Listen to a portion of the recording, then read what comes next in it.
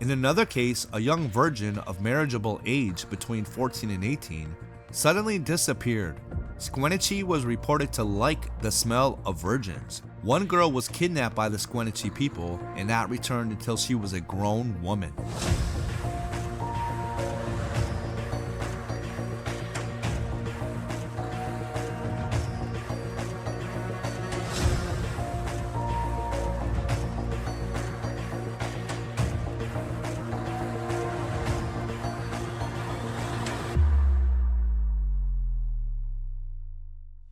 Alright everybody, welcome back to the channel. It's your boy Willstar. Today's video is going to be about Washington State and the Indian legends about Bigfoot. A lot of things that they say, I agree with totally. But some of the things that they say make me say, So after the video, you guys make sure you leave me some comments and let me know what you think about these legends and what they're saying. Some of them sound a little far-fetched to me, but who am I to say if they're right or wrong, correct? Like, they've been dealing with these creatures for millennia. Thousands of years. I'm just a person that's been doing Bigfoot for just my encounter in the year 2000, 25 years. That is nothing compared to what they do and the experiences that they've had. So if you're new to the channel, make sure you hit that subscribe button, notification bell, and if you guys like the video, make sure you hit that like button for me. And if you wouldn't mind, share it with your social media. That really does help me out a lot. I really do appreciate it. The Squanichi and the Spokane Indians.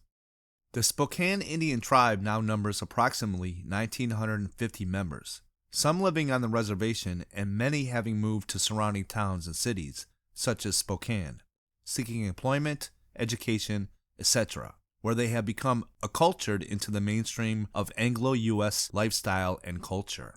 The native language was Salish, which is spoken today only by elderly and a few younger members of the tribe. As written language and records were never kept, intensive efforts are now underway to record and translate the native language, culture, and traditions. The main sources of income on the reservation are derived from mining and timber. A very minimal amount of farming and ranching is still conducted. The Spokane Indian Reservation was established on January 18, 1881, at which time settlement of the Indian population on the reservation began. Prior to that time, the Indian sustenance resulted from a hunting, gathering, and fishing lifestyle. The reservation is bordered on the south by the Spokane River and by the Columbia River on the west. Fish was a major part of their diet, along with plentiful game and edible plant life including roots, berries, and herbs. The reservation and surrounding area is mountainous terrain, well covered with evergreen trees, but containing very little good farmland. The encroachment of civilization has now destroyed the fish runs and game supply. Among the Spokane Indians, Sasquatch, known as the Squanichi, which translates to tall, hairy, smells like burnt hair. The Spokane Indians described Squanichi as being about 9 foot tall and possessing a very strong stench. He was never known to harm human beings. He was hardly seen and never caught. He was known to play pranks on people, especially pranks involving horses and dogs. The old-timers among Spokane Indians had some very strong and unshakable beliefs about him. The west end of the Spokane Indian Reservation was believed to have been the family of the Squanichi, at least during the summer of fishing months, as their presence was known over a period of many years. This area from the present highway to the Columbia River was a favorite fishing camp of the Indians and was heavily covered with brush until recent years. The Indians customarily gathered here each summer, established camp, fished, and hung the fish to dry on tall multi-poled racks. Fish was known to be a favorite food in Squanichi's diet also, especially when cooked. With their racks full, the Indians would cook the heads and parts they did not want and leave them out for Squanichi, who would not disturb their fish or camp nor torment the dogs and horses. Squanichi was accepted by the Indians as part of their environment, like the deer and bear. He was not considered an animal, but people. First sightings were often frightful, and he was always given a wide berth. No one ever tried to catch or shoot him. After establishment of the reservation, families settled permanently in this area. The following incident occurred about 1910 and concerned the informant's father, grandmother, and grandfather who were living in the area. A permanent log house had been constructed on the site along with the wooden barn, with an attached lean-to and a large double door consisting of an upper and lower section. The area was well fenced in, with a fence around the inner perimeter containing the buildings and an outer fence considered much too high for a horse to leap over around the pasture area. The informant's father, born in 1899, was believed to be about 10 or 12 years old at the time this incident occurred. The informant's grandfather worked as police officer at Fort Spokane. Among the few commodities given to the Indians by the government in those days were large tins of salmon. When empty, the family stored these tins in the barn. Upon returning home from Fort Spokane one evening, Mother staked her horse about 200 feet south of the house on a small hill. The family dog always stayed with the horse. During the night, the family heard the horse stampeding around its stake, running around and around in circles, snorting, wheezing, and blowing and whistling through its nose. They opened the door and could smell squenichi, and were afraid to go outside and look around, so they closed the door and remained inside. The horse suddenly broke loose, and they heard him clippity-cloppeting past the house. The next morning they searched all over for him, through the trees and the brush, but to no avail. It could not be determined where or how he had gotten through the fence. In a little while, Mother went to the barn and threw open the upper and lower doors at the same time. The wild and terrified horse came stampeding through the door, nearly trampling her. It was snorting and wheezing, its eyes white and rolled back. As it charged by, they could hear the clattering of tin cans. It charged wildly through the inner fence and down over a little hill, then suddenly hurtled over the outer fence as though it had been thrown, and landed dead on the other side. The dead horse smelled so strongly of squenichi that it was difficult for them to approach it. Upon examining the area nearby, they discovered a fresh gopher mound with a very large human-like footprint embedded in the soft soil, which measured from the palm of Father's hand to the back of his elbow. The horse had empty salmon tins on all four of its hooves. The smell of squenichi was so strong in the barn that they were hardly able to enter it for several days. Many years later, the original log house burned down to the ground, and a mobile home has since been erected on the site, placed on the foundation approximately 3 feet high. The ground on the south side of the home slopes away from the structure. The windows are near the top, elevating them about 9 or 10 feet from the ground. A young Indian woman inhabited the residence while her husband was in Europe in the military. She reports that on several occasions at night she would hear knocking on the windows, first at one end of the house, then the other. The next morning she would examine the ground there, searching for imprints such as ladder might make, but to no avail. There were no trees or objects on the side of the house that could make the knocking sounds. She is convinced that the sounds were made by squenichi, but was not frightened, as she had always been told that squenichi would do her no harm. In the days before the building of Grand Coulee Dam, squenichi was known to visit Ed Samuel's place for at least 2 nights during the fall salmon run, when the salmon were hung outdoors to dry. The drying racks were built so high off the ground that the women had to stand on high stools to hang the fish on the top racks. Squenichi would help himself to the fish only on the top racks, would never damage the racks nor take the lower hung salmon. The main living quarters contained a combined kitchen and eating area, with the children's beds lining one side of the wall, and a combined living room and bedroom. Grandmother and the older boys slept in a separate bunkhouse. The roof of the main house, instead of being the popular gable, was slightly domed. After Squenichi took salmon off the racks outside, he would go up the hill and toss stones onto the roof of the house, which awakened the parents but not the children. They could hear the stones roll down the roof and bounce to the ground. The next morning they would go outside and see the stones lying about. The owner of the property had a horse that he kept staked near the creek flowing past the house. One morning they found that the horse had been moved and staked quite a ways further up the creek. He did not appear frightened, nor did anything appear out of ordinary, except that it retained the squenichi's stench for about a week. They surmised that the squenichi probably hypnotized horses and people. An Indian male, aged 50, truck driver and owner of his own rig, reports an incident which occurred in 1968 in the early morning while he was taking on a load of water, filling a large tank on his truck from a stream. A pump was set up in the stream, and while the tank was filling, he relaxed behind the steering wheel in the cab of the truck. There was suddenly a knock on the passenger side window, and a huge squenichi face pressed against the glass. Its nose was flattened against the window. Its hair appeared white. Considering the height from the ground to the window, it would have to have been about 8 feet tall or more if stooping or bent over. The driver immediately started the engine and accelerated at the highest rate of speed possible, breaking the attached water hoses as he departed the area. The same informant reports that on another occasion he saw a squinachy on a side hill quite a distance away. He is certain that it was not a bear or other animal because of his bipedal locomotion and upright posture. In June of 1974, an Anglo male aged 29 and his Indian wife and 2 adult male companions were waiting for the Inchelium-Gifford ferry on the Inchelium side of the Columbia River. It was 6:15 a.m. and completely daylight, although the sun had not yet risen.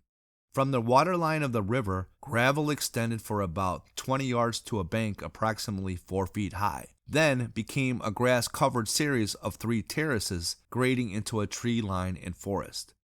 When first sighted, Squinachy was about 150 yards upriver from their position and appeared to be standing and watching them. He was first sighted by one of the informant's companions and appeared as a huge upright standing bear. From that distance he appeared black, completely covered with hair and about 8 or 9 feet tall. When first observed, Squinachy turned, walked directly into the river, knelt on his knees with his hands in the water, put his face into the water for a moment, then stood upright. The husband and wife moved up onto the bank for a better viewing. Squinachy watched them for about 1 minute, then turned and walked westward from the river. He walked in a completely bipedal fashion, stooped slightly forward as if he had a stiff back, with arms swinging. He had no neck, his head setting directly on his shoulders. From the top of his forehead, his head sloped back into a dome. 2 of the men whistled, whereupon he stopped, turned his body without moving his feet, and stared at them for a few seconds. Then, covering about 20 yards in 4 or 5 strides, he stepped up onto the bank and moved rapidly into the trees. Squinachy was known by the Spokane Indians to interact also with human females. One girl was kidnapped by the Squinachy people and not returned until she was a grown woman. When returned, she was found asleep along the banks of a stream, and upon being awakened, could not remember where she had been during the long period of time that she had been missing. In another case, a young virgin of marriageable age between 14 and 18 suddenly disappeared. Squinachy was reported to like the smell of virgins. An intensive search was conducted, but to no avail. After being gone for a considerable period of time, reported as 2 or 3 years, she was returned, but smelled so strongly of Squinachy that the people could hardly get near her. She was fed and cared for, but had to be kept outside. Because of the smell, no man wanted her. When returned, she was not wearing the same clothes as when she left. She was never in her right mind again, being completely mentally disoriented, and appeared to be more animal than human. She was not vicious, was able to give some account of where she had been, and not had been molested. A different informant reports having ascended a hill in the early hours of the morning as it was just beginning to become daylight. He was immediately aware of a strong Squinachy odor and saw a shadow as of a huge man a short distance away. He remembers absolutely nothing that occurred the rest of the day. When awareness returned, it was late afternoon and he found himself walking back down the same trail route that he had gone up that morning. He believes that he had been under a sort of hypnosis. The Stick Indians of the Covilles. Among the various tribes comprising of the Coviille Confederation, Sasquatch was referred by several different names, but a common conceptual thread permeates all of their beliefs. He was always considered a human being, members of their own species. Prior to the arrival of the white men, the only people known to the Indians were other Indians and Sasquatch. The Lake Band of Indians called him Skanukum, which translates to Stick Indians. The Wenatchee Indians he was known as Choanito, or Night People. It is reported that a group of Indians followed Skanukum to a ravine through the bottom of which flowed a creek with the usual heavy growth of trees, brush, and willows, etc. They sat down on the hillside where they could see the entire area including the hillsides. After a little while, when Skanukum did not leave the ravine, some of the Indians went down into the ravine while others maintained vigilance from their vantage point. A complete and thorough search of the ravine yielded no signs of Skookum, only trees, and they were certain that he could not have left the ravine without being seen. No Indian would dare to start chopping into the trees with an axe. Today, the Indians know all too well that Skookum's color and natural camouflage enables him to stand motionless against a tree and be nearly imperceptible. Frances, an Indian woman aged 60 and niece to Patrick, described later, and her mother, Laura, aged 85, are members of the Lake Band. Frances pronounces Skookum as if clearing her throat with a mouthful of saliva. This interview with Frances on September 17, 1985, was followed with her mother Laura at her separate residence at Nespelem. Laura, who was deceased in 1987, verified everything as reported by Frances, adding many details. Laura relates that as a child she had a much greater interest in things, especially Skookum, than other Indian women who she knew. She would ask questions of her grandfather and grandmother, who explained things to her and passed on many stories. As a child from about the age of 6, she would sleep outside and spend considerable time in the mountains alone, could identify and understand the many sounds that she heard, like the "Aye" cry of Skookum. Back around the turn of the century, 1885 to 1900, the Indians set up a fishing camp near Keller on the Sand Pole River. In the evening, the men would return tired and hungry to camp with their day's catch. The women would work all evening processing the fish and putting it on drying racks to dry. While cooking dinner, one of the women, a recent bride, through bride purchase, took a kettle and went off after water. Minutes later, she was heard screaming. The men rushed to the scene, but could only stand and watch as Skookum carried her off.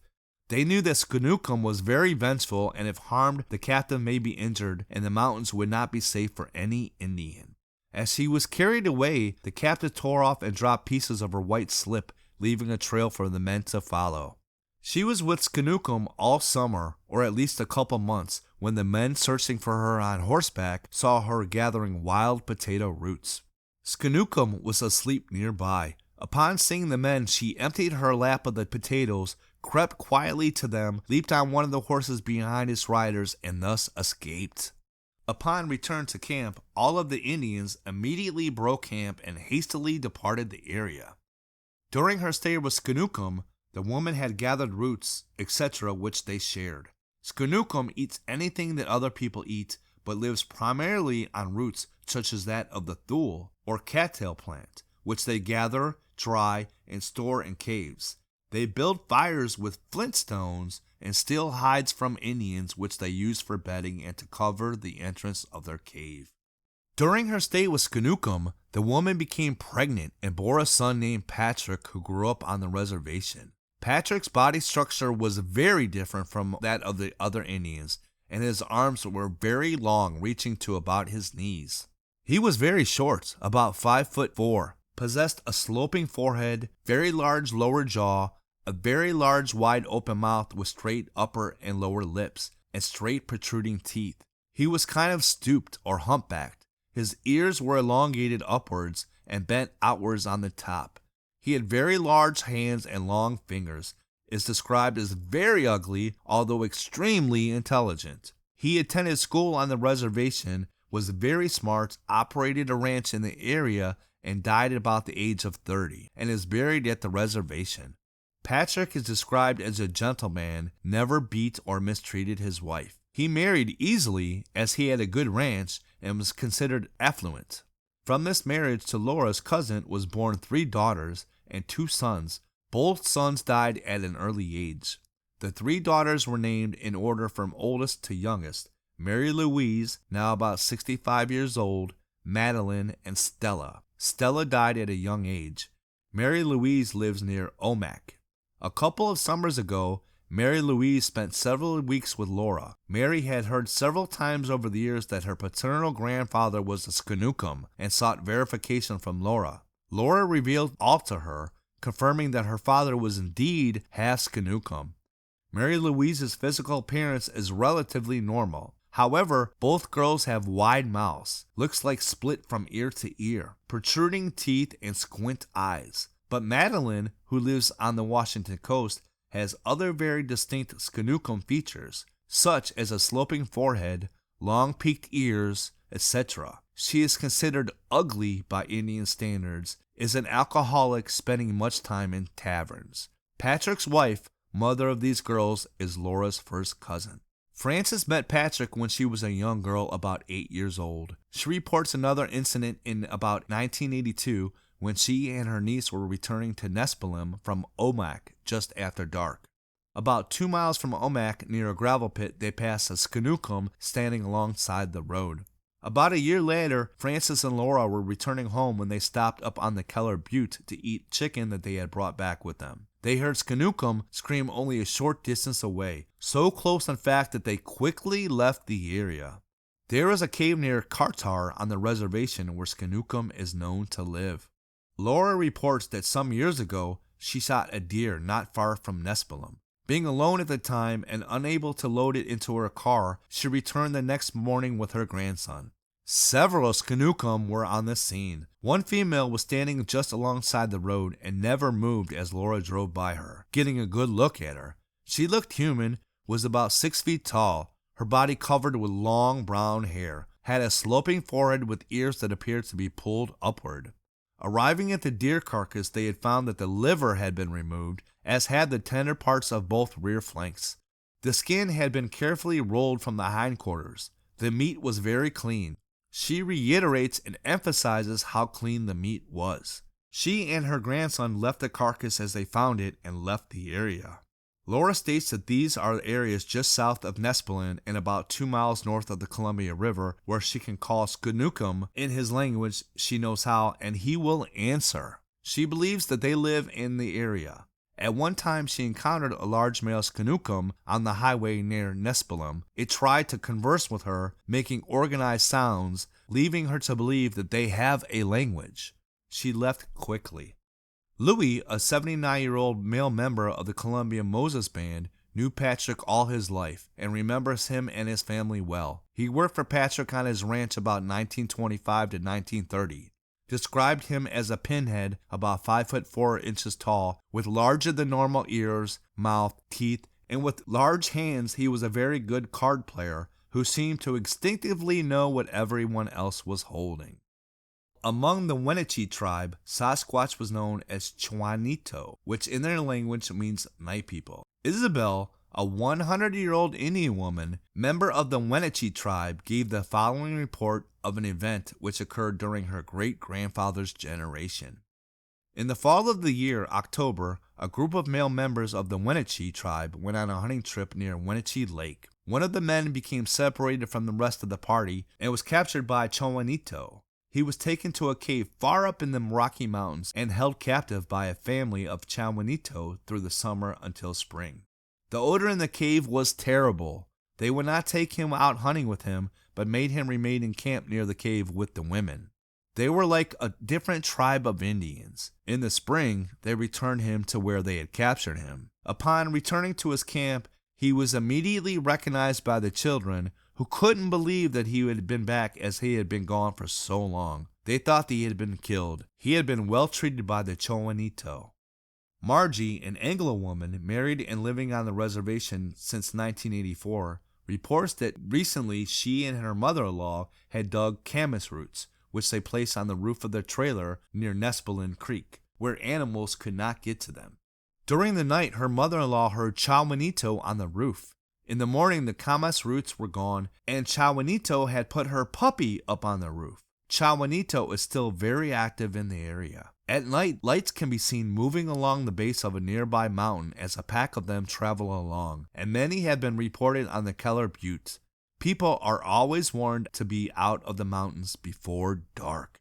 Nancy, a 90-year-old Indian woman, reports that some years ago, loads of Indians were taken to Yakima to pick hops. A woman living in her teepee at the rodeo grounds at the Indian Agency stayed home to tend her garden. She was captured from her teepee by Skanukum. The Skanukum was known to often steal dried salmon from the Indians in this area. Skanukum is known to live only in caves. He places willows over the door. Vince, a 30-year-old member of the Lake Band and a friend of this author, reports that as a small boy, his grandfather, who was a Blue Jay, took him far up on Moses Mountain to see Skanukum. He was told to be very quiet and he would see them. He did see Skookum close up and reports he was huge. He now knows of a cave going deep into the mountains that it is reported to be home of the Skookum. He has been inside the opening, which he states is squared and smooth. Appears to have been worked on with tools and was covered with tree branches. Inside is a strong Skookum stench. He was afraid to go further into the cave. So what do you think about these Bigfoot abductions with the females? The human females, that is. A lot of these Indian reports, legends, etc. talk about the Bigfoot creatures abducting their young maidens.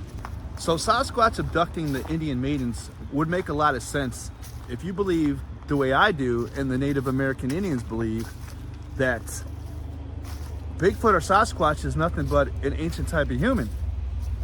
If they were some type of gorilla creature or monkey creature, why would they even be interested, right? But if they're an ancient type of human that is very rare, they need mates, correct? They need to be able to procreate and go forth with their lineage. There are a lot of reports about these creatures with different color fur or hair, whatever you want to call it. Some of them with blue eyes. How's that going to happen unless they've abducted human females to mate with? And it was really interesting, the one report where they said that Bigfoot or Sasquatch loves the smell of virgins. Like, what? That's kind of out there. But once again, who am I to say that these Indians don't know what they're talking about, right? Thousands of years they've been dealing with this. And again, these stories are just reinforcing things that I've read before about how the Indians leave dried salmon or other types of food out for these creatures to eat. So they will leave them alone. And they kind of create a symbiotic relationship with each other. I've heard stories where the Bigfoot will actually bring stuff back after being given food, etc., and bring stuff back to whoever gave them food and leave stuff like on their porch, on their cabin porch. Firewood, berries, all kinds of stuff.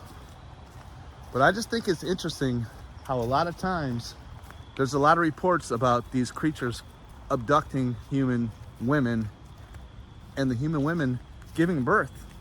Now, it's going to be impossible for a human woman to give birth to a creature that is half human and half monkey or half ape. But if these Bigfoot creatures are human, an ancient type of human that is, that diverged off of the evolutionary tree, then it would make a lot of sense.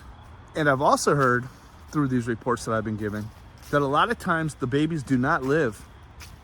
Or if they do live, as in the case of one of the reports from today, the offspring are a little bit different. They have a different look to them. They act different. They're more wild. Sometimes even more intelligent, which is interesting. I really do hope you guys are enjoying this format because, like I said, I'm digging it. I'm digging coming out here in the woods, showing you guys around the beauty. And I'm not gonna lie, I'm hearing a lot of wildlife out in the woods right now. It's about, I don't know, 5:30, 6 o'clock in the evening, beginning of October. So the sun goes down pretty early this time of year here in Ohio.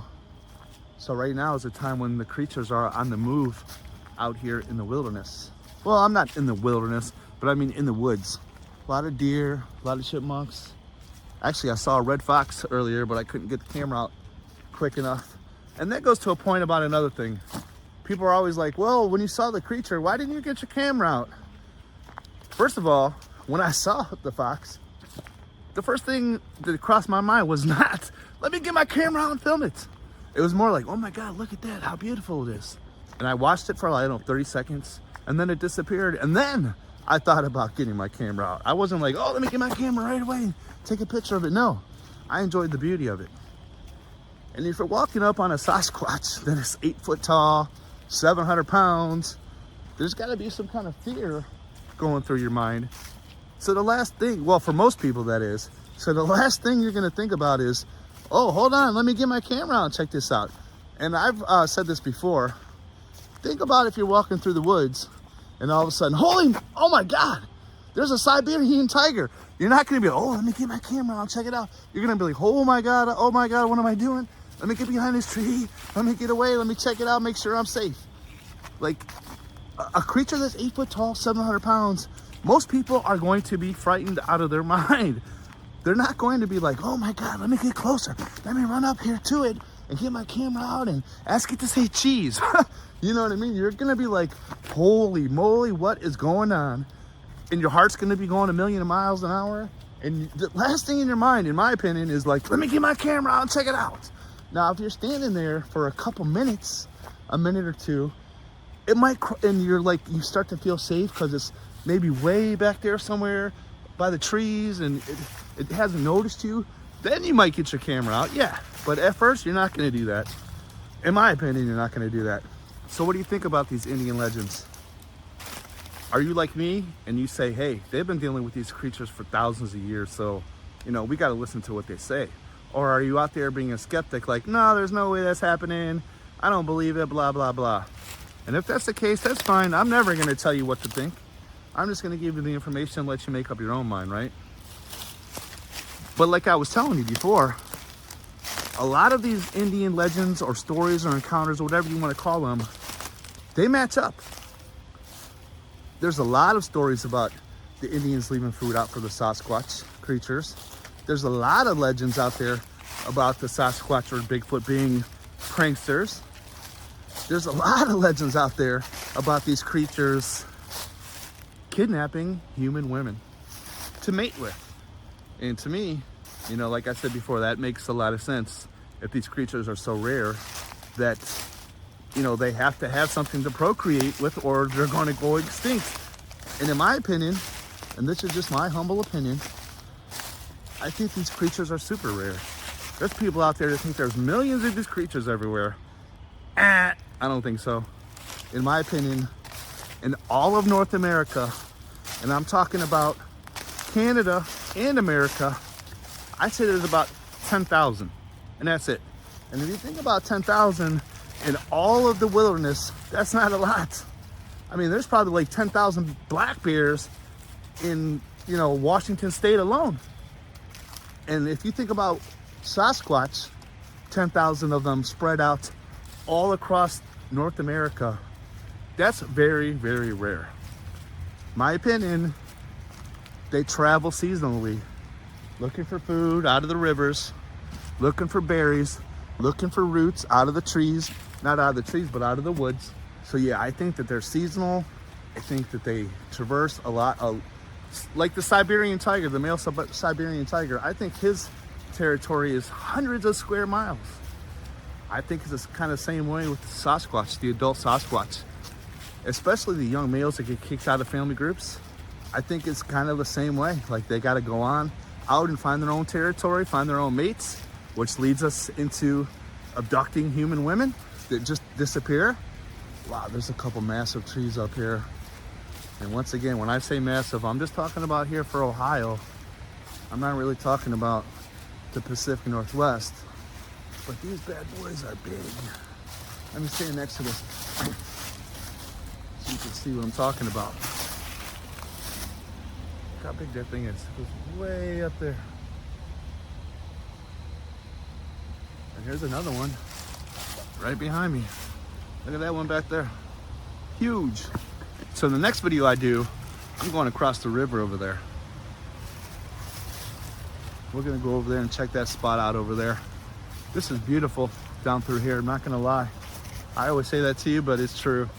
So I'm trying my best to grow my channel again, but it's slow. I get people thinking I'm still AI. Like what, I'm AI out here in the woods? I guess it's because I use AI images in my videos, but I only do that to help you guys visualize the encounter story. It isn't like I'm trying to trick anybody or anything. I'm just trying to bring a better viewing experience for you. So there's this island out here in the middle of this river that, you know, not a lot of people go out to. So you would think there would be a good spot for a creature to be, since no one really goes out there. I mean, I'm on a little walking path here. It's, you know, not used too much. Something like this right here. A creature could be laying down in there, hiding out. You would never see it if you're not paying attention. If you're just walking through here, the only thing that might give it away is that smell that they're associated with. That smell of like wet dog. Well, actually, in this encounter report that I'm giving you from the Indian legends, they're talking about burnt hair, wet dog and burnt hair. That's not a smell that I want to smell, that's for sure. So I'm going to show you this island out here in the middle of the river that, you know, could hold something out there because no one ever goes out there. You guys can see it out there behind me. I'm going to try to get a better view for you, but it's literally right there. Let's walk over here and see it a little bit better. So yeah, it's right here. It goes from right here to right there. It's not the biggest island in the world, but something could be out there. Just hanging out, hiding out. No one bothering it. No one's gonna cross this little river to get to it. And again, most people aren't the adventurous type. They're not gonna be like, oh, let me go across this river really quick and go check out that island. They're just gonna look at it like a tourist would or something, be like, oh, that's a nice little river, nice little island in the river, and keep walking. So something could be in those bushes hiding out. Something could be over there just hanging out and literally living there and sleeping there and leaving the island during the day, coming out to a bigger spot, maybe across on the other side of the river or over here, looking for food, looking for berries. Like this location I'm in right here, quiet, hidden away. No one's gonna really come through here. Like I said, there's a little path here, but this is not the main path. This is the path that is less traveled. And those are the kind that I actually like to be on. So the creature's throwing rocks at the cabins, on the roofs of the cabin. Obviously, I've heard that before too. Why do you think that they do that? Do you think that's just them being pranksters? Or do you think that's trying to give a warning? What do you think it is that they're doing? In the famous story of Ape Canyon, obviously it was a warning because one of them had been shot and they weren't messing around. They were there trying to get in the cabin and do some damage.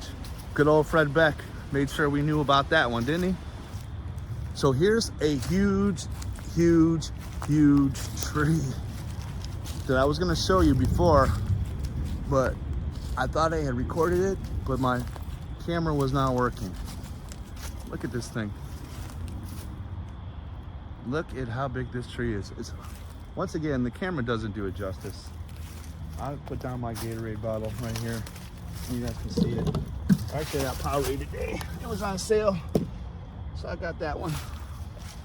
Look how big that tree is. And that's a 28-ounce Powerade bottle. And this tree goes way up there. It's definitely a huge tree. Let me stand next to it. Pretty big, right? It's always nice to be getting out here in the woods, out of the house. Like I told you guys before, get out of the house. Hell, if you want, stop watching my video right now and go. You can always come back, press pause. Something I would like to ask you to do for me though, if you wouldn't mind. And it helps me with the algorithm. The more views you get, the better. At night, you can put my playlist on and just let it play all night. And it'll go through each video, each and every video. You could turn the volume down and don't even have to listen to it, or you could keep it up and maybe put you to sleep. I do that with other content creators. I put on YouTube videos and let it put me to sleep. A lot of times it's different kind of content though. Like I watch a lot of like aquarium stuff or forest stuff, outdoor stuff, and if I can't sleep, it puts me right to sleep, and I'll just let the playlist play all night and help that content creator out. Because believe me, I know how hard it is out here trying to get traction with the YouTube algorithm. I had it before a few years ago, but like I said before in my previous videos, life happens and I had to stop, and it just killed me. I mean, my previous videos, when I was putting videos out, I was getting like 50, 60, 70, 80,000 views. My last video has been out a week. I don't even think it's 2,000 views right now, but it is what it is. I still got to keep going. I'm not going to quit. Hopefully the YouTube algorithm will pick me up again and I can get back on that wave. But that only happens with the help of you guys, the viewers. And I appreciate each and every one of you. And when you leave me comments, I try my best to respond to each and every one of you. Because if you're gonna take the time out there to leave me a comment, whether it's good or bad, I'm still gonna try my best to respond to it. Because like I said, I really, truly appreciate the views and the interaction with my channel.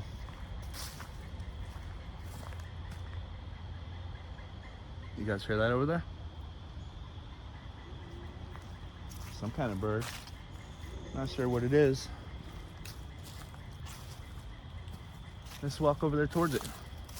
Let's see what it is.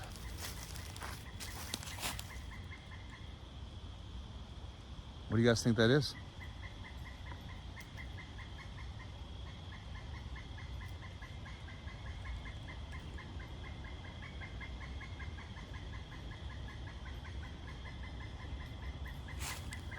Whatever it is, it's definitely making a racket.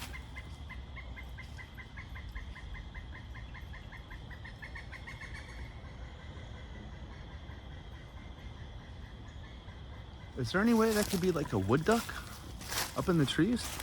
I don't know. You guys let me know. Like I said, I'm not a birder, so I don't know my bird calls or anything like that. So what do you think about the vocalizations out there, the owl-like vocalizations? A lot of these Indian reports, encounters, legends, whatever you want to call them, say that these Bigfoots or Sasquatch can mimic a lot of creatures from the woods. Blue jays, owls, the list goes on and on and on. And actually, when I was down in Oklahoma with my buddy Dave Wilbanks, and I have that playlist on my channel if you want to check it out, that's one of the areas I did go to, we had that happen to us. We had some owl mimicking, and then all of a sudden we were surrounded. And I'm not going to give too much away. If you guys want to hear more about it, you guys can click on that link. Where is it going to be? Probably up there. But I highly recommend checking that out, because we were out in the wilderness. The other day I said I wasn't really anywhere that I couldn't call 911. Well, I didn't have phone service there, so I guess I kind of forgot about that for a minute.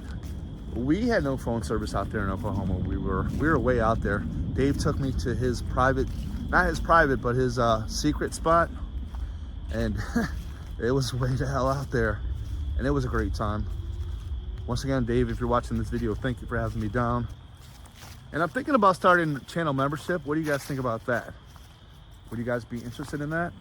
Maybe I can give away a trip up here to Ohio or something, and we can go to the cabin where I had my experience.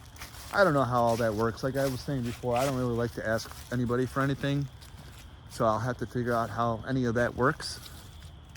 But definitely we could go down to that cabin where I had my experience for like a weekend or a week or something and have a great time. Cook some tomahawk steaks, sit around the fire, go out in the woods. And where I am, there's, I don't know, hundreds of acres of woods behind the cabin that we can go and do whatever we want to do. So I have a couple questions about this format, if you guys wouldn't mind answering. When I'm editing the video, there's a lot of times the footage I'm not really saying anything. I'm just trying to be quiet and let you listen to the forest and the sounds, you know, that are coming from the trees and the wildlife. But I don't know, maybe that might bore you. Maybe you'd rather hear me yapping my mouth most of the time talking about stuff. So let me know in the comments which you prefer. Or hey, maybe you like both. I don't know, a little combination of both, which I can definitely pull off and do. Once again, I'm making these videos because I like to make them, but I'm making them for you guys too.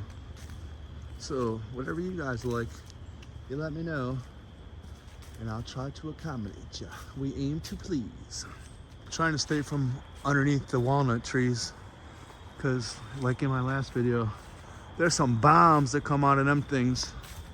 And they're way up there. That's, like I said, I don't know, 100 feet up there. I think would crack your head in a heartbeat. A squirrel running through the trees. Bit of litter, getting some nuts. Watch out, squirrel, there's a red fox around here. So this is a bridle trail that I'm on. You can ride horses down here also. And it goes across the river to over there. And people don't really go over there, just on horseback. But as far as like walkers,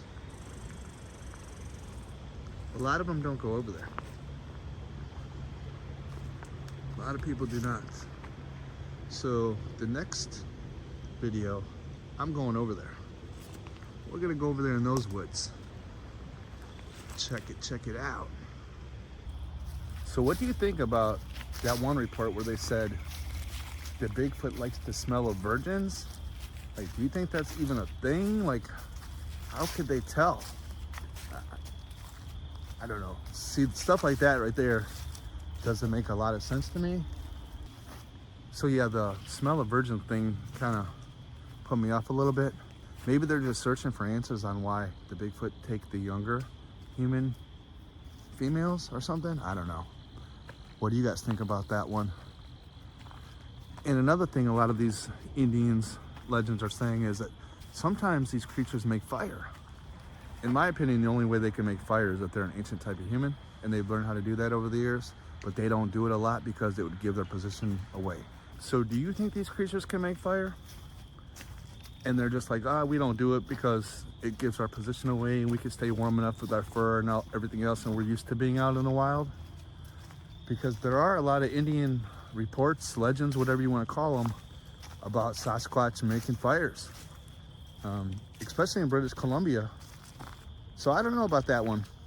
Like I was saying, the only way they can make a fire, in my opinion, is if they're an ancient type of human, which I believe, but I don't know if they make fires or not. Some of these reports, it's hard for me to wrap my mind around, but like I was saying before, they've been dealing with these creatures way longer than I have. So what did you think about that report where the offspring are smaller, uglier, but more intelligent? The one gentleman, they said, was such a good card player that he would beat everybody. That's his intuition, maybe. Maybe he's got a higher level of intuition because these creatures have to have a higher level of intuition out there in the wild. I don't know. It's always fun talking about the Indian legends and reports. I wish I could find more of them, actually.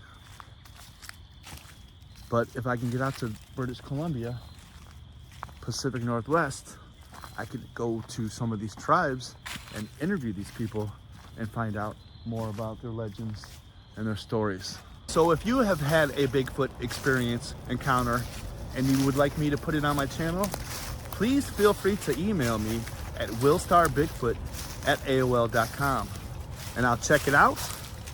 But if you do send something to me, make sure it's pretty detailed. It's hard to make a video on like a 2-sentence report. I've had people like send me stuff like, yeah, I had a Bigfoot encounter in the spring of 1989 and it was across the river and we saw it for 5 minutes and that was it. You know, it's kind of hard to make a report like that.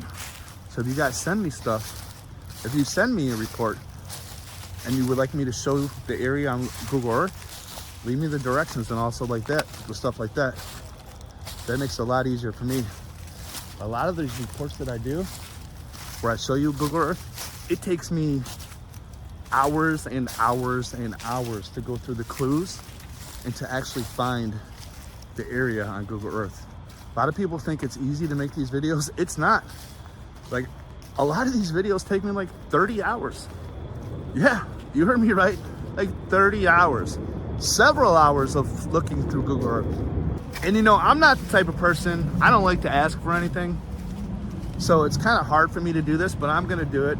Other YouTubers have told me to do this, so I'm gonna do it. If you're interested in helping me out, like go to the Pacific Northwest or Vancouver Island or visit some of these areas, I'm gonna leave a Patreon link in my description.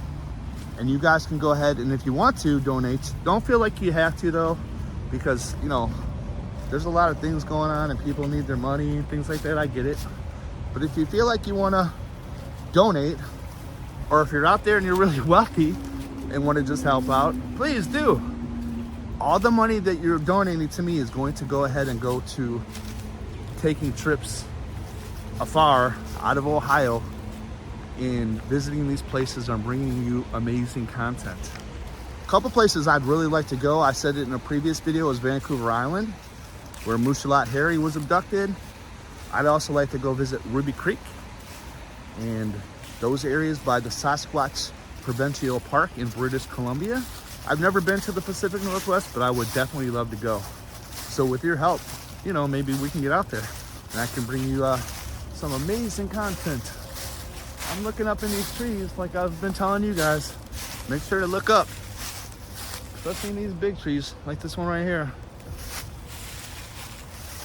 You never know what you're gonna see up there, right? All right, I guess that's where we're gonna leave it today, folks. Hope you enjoyed it. If you did, make sure you smash that like button for me. Share it on your social media for me. Let's get that algorithm picking me back up.